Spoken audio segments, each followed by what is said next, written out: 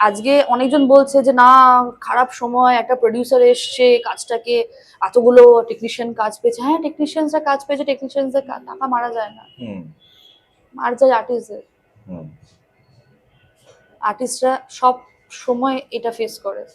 আর মানুষের তো অন্য ধারণা না আশেপাশের লোকদের।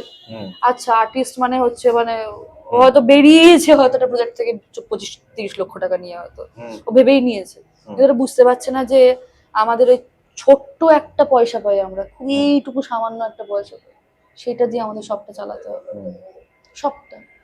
মানে আমি লাস্ট 1 বছর ধরে আমারই মানে অনেক রকম সমস্যা দিয়ে আমি ফেস করছি, কারণ আমার মায়ের শরীর খারাপ হয়েছিল, তারপরে অনেক কটা সিচুয়েশনসে পড়েছি। একটা একটা ছবি করতে গিয়ে নিজের জীবনের 8 মাস সময় দিয়েছি, সেখানে অন্য কোনো কাজ করতে পারিনি।